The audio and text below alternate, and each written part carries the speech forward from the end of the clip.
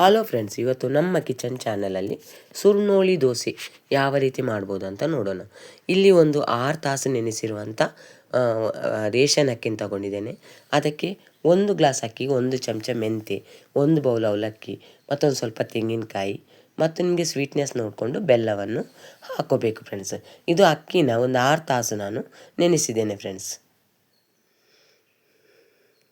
ಈಗ ನೆನೆಸಿರುವ ಅಕ್ಕಿ ಇರ್ಬೋದು, ಮೆಂತಿ, ಅವಲಕ್ಕಿ, ತೆಂಗಿನಕಾಯಿ, ಬೆಲ್ಲ ಮತ್ತು ರುಚಿಗೆ ಬೇಕಾದಷ್ಟು ಉಪ್ಪನ್ನು ಕೂಡ ಹಾಕಿ ನೈಸಾಗಿ ರುಬ್ಕೋಬೇಕು ಫ್ರೆಂಡ್ಸ್. ಯಾರಾದರೂ ನಮ್ಮ ಕಿಚನ್ ಚಾನಲನ್ನು ಹೊಸೊಬ್ಬರು ನೋಡಿದರೆ ಈ ಚಾನಲ್ನ ಸಬ್ಸ್ಕ್ರೈಬ್ ಮಾಡ್ಕೊಳ್ಳಿ. ಬೆಲ್ಲೈಕನ್ ಆಲ್ ಸೆಟ್ ಮಾಡಿದರೆ ನಾನು ಮಾಡೋ ವಿಡಿಯೋ ನಿಮಗೆ ನೋಟಿಫಿಕೇಷನಲ್ಲಿ ಬಂದುಬಿಡ್ತೀವಿ ಫ್ರೆಂಡ್ಸ್. ಹಿಟ್ಟು ಮಾತ್ರ ಭಾಳ ನೀರು ಮಾಡ್ಕೋಬಾರ್ದು, ಹಿಟ್ಟು ಭಾಳ ಗಟ್ಟಿನೂ ಇರಬಾರ್ದು.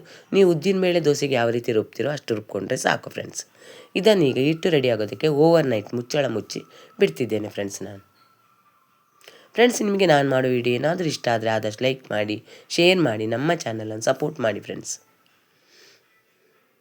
ಹಿಟ್ಟಂತೂ ರೆಡಿ ಆಗೋದಕ್ಕೆ ಇಟ್ಟಾಯಿತು ಫ್ರೆಂಡ್ಸ್. ನೆಕ್ಸ್ಟ್ ಡೇ ನಾನು ನಿಮಗೆ ಹಿಟ್ಟು ಯಾವ ರೀತಿ ಬಂದಿದೆ ಅಂತ ತೋರಿಸ್ತಿದ್ದೇನೆ. ಈಗ ಒಂದು ಸಲ ಚೆನ್ನಾಗಿ ಮಿಕ್ಸ್ ಮಾಡ್ಕೋಬೇಕು ಫ್ರೆಂಡ್ಸ್. ಇದರ ಜೊತೆ ತಿನ್ನೋದಕ್ಕೆ ತುಪ್ಪ ಅಥವಾ ಮೊಸರು ಇದ್ದರೆ ಸಾಕು ಫ್ರೆಂಡ್ಸ್. ಚಟ್ನಿ ಅಂಥದ್ದೇನು ಬೇಡ.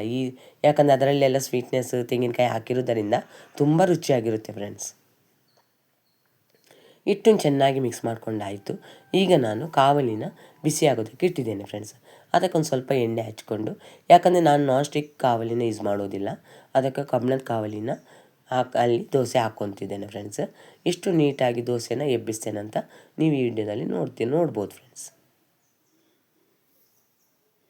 ಸಾಮಾನ್ಯವಾಗಿ ಸುರ್ನೋಳಿ ದೋಸೆನ ಮಂಗಳೂರು ಕಡೆ ಮಾಡ್ತಾರೆ.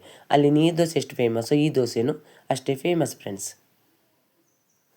ನೀವು ಒಂದು ಸಲ ಟ್ರೈ ಮಾಡಿ ಯಾವ ರೀತಿ ಬಂತು ದೋಸೆ ಅಂತ ನನಗೆ ಕಮೆಂಟ್ ಸೆಕ್ಷನಲ್ಲಿ ತಿಳಿಸಿ ಫ್ರೆಂಡ್ಸ್.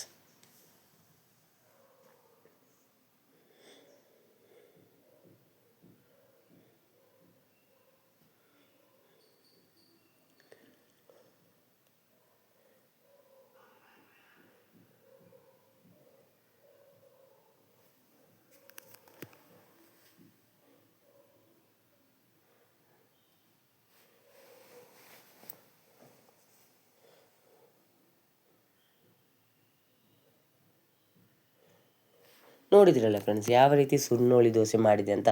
ತುಂಬ ಸಾಫ್ಟ್ ಆಗಿರುತ್ತೆ ಫ್ರೆಂಡ್ಸ್. ಯಾಕಂದರೆ ನಾವಲ್ಲಿ ಮೆಂತೆ ಇರ್ಬೋದು, ಅವಲಕ್ಕಿ ಇರ್ಬೋದು ಎಲ್ಲ ಹಾಕಿರೋದರಿಂದ ದೋಸೆ ತುಂಬ ಸಾಫ್ಟ್ ಆಗಿರುತ್ತೆ ಫ್ರೆಂಡ್ಸ್. ಕ್ರಿಸ್ಪಿನೆಸ್ ಇರೋದಿಲ್ಲ, ಸಾಫ್ಟ್ನೆಸ್ ಇರುತ್ತೆ ಫ್ರೆಂಡ್ಸ್.